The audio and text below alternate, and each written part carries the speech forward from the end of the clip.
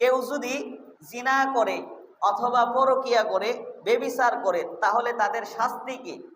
যে একটা লোক খারাপ কাজ করলে আপনি আইনা বিচার করবেন, এই ক্ষমতা আপনারে রাষ্ট্র দেয় নাই। একটা মানুষ অপরাধ করছে, আপনি তারে ধরবেন, তার বিচার করবেন, কিন্তু বিচার তার হবে না, বিচার আপনার হবে। কেন আপনি ধরলেন? ঠিক না? ইসলামের আইন হলো কোনো পুরুষ অথবা নারী যদি অবিবাহিত হয়, তারা যদি কোনো খারাপ কাজ করে তাহলে তাদেরকে 100 বেত্রাঘাত করা এবং 1 বছরের জন্য দেশ থেকে দূরে সরাইয়া দেওয়া। আর কোনো বিবাহিত পুরুষ অথবা বিবাহিত নারী যদি কোনো আকাম করে, বেবিচার করে, পরকিয়া করে, ইসলামের শাস্তি হলো যে তারে রজম করা, তারে হত্যা করা। আল্লাহ তাআলা কোরআনে কারিমের মধ্যে সূরা নূরের মধ্যে বলেন যে যারা জিনা করবে, যারা বেবিচার করবে, যারা পরকিয়া করবে, তাদের প্রত্যেককে 100 বেত্রাঘাত করো। কয়টা বেত্রাঘাত?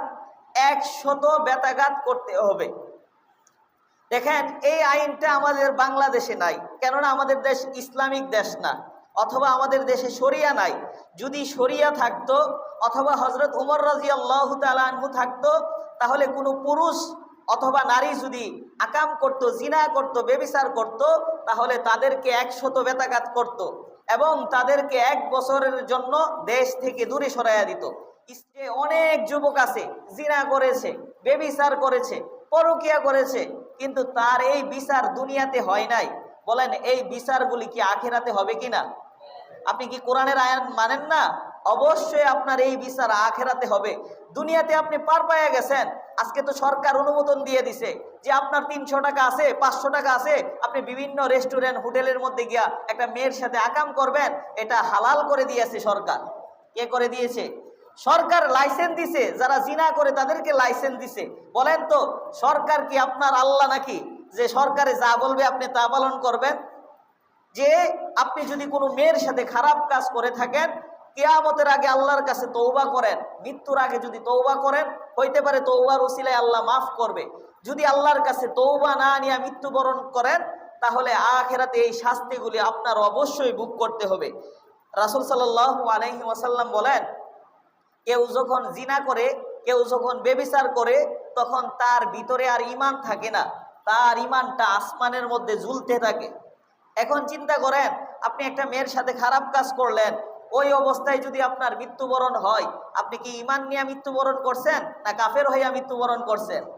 এজন্য আল্লাহর ভয় থাকা দরকার। আল্লাহর ভয় যদি আমাদের অন্তরে থাকে, তাহলে কেউ জিনা করবে না। রাসূল সাল্লাল্লাহু আলাইহি ওয়াসাল্লাম হাদিসে বলেন যে আল্লাহ তাআলা হাসরের ময়দানে 3 শ্রেণীর লোকের সাথে আল্লাহ কথা বলবেন না, আল্লাহ তাদের সাথে রাগান্বিত হবেন। এক শ্রেণীর লোক হলো যারা সর্বদাই জিনা করত, তাদের সাথে আল্লাহ কথা বলবেন না, তাদেরকে আল্লাহ তাআলা জাহান্নাম দান করবেন। 2 নাম্বার হলো যেই শাসক মানুষকে মিথ্যা আশ্বাস দেয়, মিথ্যা কথা বলে যে আমি ক্ষমতায় গেলে এটা করব, ওটা করব, কিন্তু ক্ষমতায় যাওয়ার পরে কিছুই করে না, এদেরকে আল্লাহ তাআলা জাহান্নাম দান করবে। 3 নম্বরে ওই ফকির, ওই দরিদ্র যে অহংকার করে। অনেক ফকির আছে কি করে? অহংকার করে, 5 টাকা নিব না, 10 টাকা দেন, আছে কিনা? এই ধরনের ফকির যেগুলি আছে, এগুলিকেও আল্লাহ তাআলা জাহান্নাম দান করবে। রাসূল সাল্লাল্লাহু আলাইহি ওয়াসাল্লাম একদিন ফজরের নামাজের পর সাহাবায়ে কেরামদেরকে একটা স্বপ্ন শুনাইলেন। কি স্বপ্ন? রাসূল বলেন, আজকে রাতে আমি একটা স্বপ্ন দেখলাম। কি স্বপ্ন?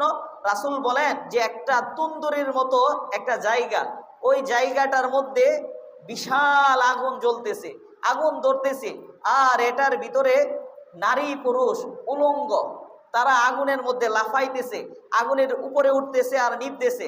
তখন রাসূল সাল্লাল্লাহু আলাইহি ওয়াসাল্লাম জিব্রাইলকে প্রশ্ন করলেন, হে জিব্রাইল, তারা কারা?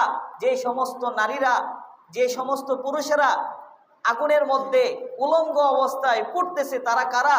তখন জিব্রাইল উত্তর দিলেন, হে আল্লাহর রাসূল, তারা হলো যারা দুনিয়াতে জিনা করত, যারা দুনিয়াতে বেবিচার করত, যারা দুনিয়াতে পরকিয়া করত, তারা এই আগুনের মধ্যে জ্বলতেছে। দেখেন জিনার শাস্তি কেমন।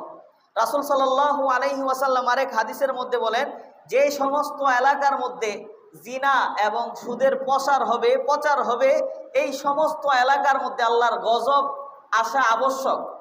অবশ্যই এই এলাকার মধ্যে আল্লাহর কি আসবে? গজব আসবে। এজন্য আমাদের এলাকার মধ্যে যদি কোনো জিনার কাজ হয় অথবা কোনো খারাপ কাজ হয়, আমরা যারা আছি আমরা এই কাজ থেকে মানুষকে বিরত রাখার কি করব? চেষ্টা করব।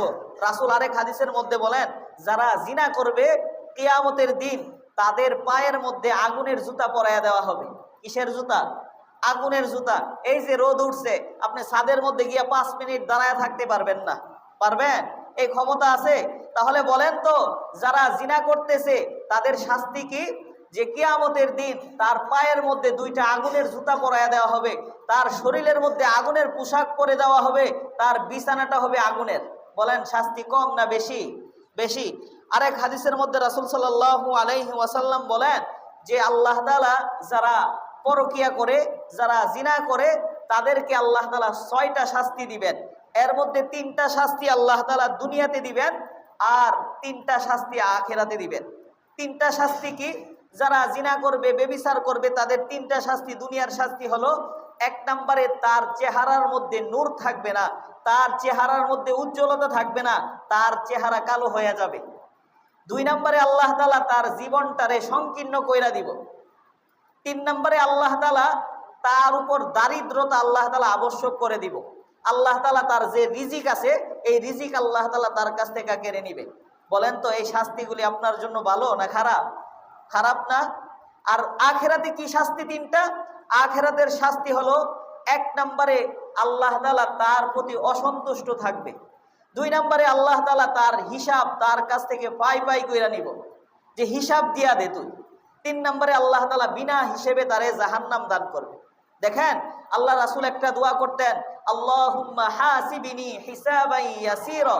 হে আল্লাহ, আপনি আমার জীবনের হিসাবটা সহজ কইরা দেন। বলেন আল্লাহ যদি আমাদের থেকে দুনিয়ার 1 গ্লাস পানির হিসাব নেই, তাহলে আমাদের জীবনের সমস্ত আমল দিয়েও আমরা পার পাবো না। পাবো? বলেন। আল্লাহ যদি হিসাব নেন, আমরা হিসাব দিতে পারবো? পারবো না। রাসূল এই দোয়াটা পড়তেন। রাসূল সাল্লাল্লাহু আলাইহি ওয়াসাল্লাম বলেন, মাইয়াজমাল্লি মা বাইনা লাহইয়াইহি ওয়া মা বাইনা রিজলাইহি। রাসূল বলেন, যে ব্যক্তি 2টা জিনিসের হেফাজত করবে তার জন্য জান্নাতে যাওয়া ওয়াজিব। কয়টা জিনিসের? 2টা জিনিসের। একটা হলো কি? মুখ, আর একটা হলো লজ্জাস্থান। এই 2টা জিনিসকে হেফাজত করবেন।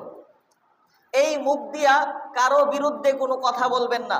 একটা মানুষ যদি অপরাধী হয়, একটা মানুষ যদি খারাপ কাজও করে, সে আলাদাভাবে খারাপ কাজ করছে, যে কাজটার দ্বারা ইসলামের কোনো ক্ষতি হয় নাই। একটা লোক চুরি করে, আপনি তার এই চুরির কথাটা মানুষের কাছে বলবেন না। হতে পারে সে আল্লাহর কাছে মাপ চাইয়ে নিতে পারে। একটা মানুষের বিরুদ্ধে আপনি গীবত করবেন না। এই মুখ দিয়ে আপনি একটা মানুষের বিরুদ্ধে অপবাদ দিবেন না। আরেকটা হলো কি? এই লজ্জাস্থান দিয়া খারাপ কাজ করবেন না।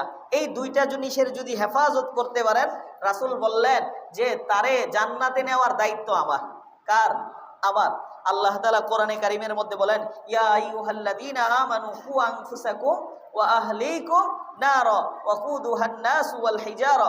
আল্লাহ বলেন, হে ঈমানদারগণ, তুমি নিজে আগুন থেকে বাঁচো, তোমার পরিবার পরিজন আহাল যারা আছে তাদেরকে আগুন থেকে বাঁচাও। যে আগুনের অঙ্গার হবে মানুষ আর পাথর। কে? হাসরের ময়দানে আগুনের লাকড়ি হবে মানুষ আর পাথর। এজন্য আজকের যে আলোচনা ছিল সেটা ছিল কি? জিনা, পরকিয়া, ব্যভিচার। এই কথাগুলি, যে কথাগুলি বললাম, এই কথাগুলি আল্লাহ তাআলা আমাদের উপর আমল করার মতো তৌফিক দান করুন। আমরা সবাই সজাগ থাকব, আমাদের পরিবারের উপর খেয়াল রাখব, আমার স্ত্রীর উপর, আমার ছেলের বউয়ের উপর, আমার নিজের বউয়ের উপর আমার কি রাখতে হবে? হিসাব রাখতে হবে। কেননা হাসরের ময়দানে আমার প্রত্যেকটা সদস্যের সম্পর্কে আল্লাহ তাআলার কাছে আমার হিসাব দিতে হবে। আমার মেয়েটা কি করতেছে, আমার বিবি কি করতেছে, অবসর সময় সে সময়টারে কিভাবে কাটাইতেছে। আপনি স্বামী হইয়া তারে ছাইরা দিলেন আর সে অপরাধ করতেছে, এই অপরাধের কারণে আপনি আল্লাহর কাছে দায়ুস হিসেবে জাহান্নামে প্রবেশ করতে হবে। এজন্য যে কথাগুলি বললাম, আল্লাহ আমাদের সবাইকে আমল করার তৌফিক দান করুন।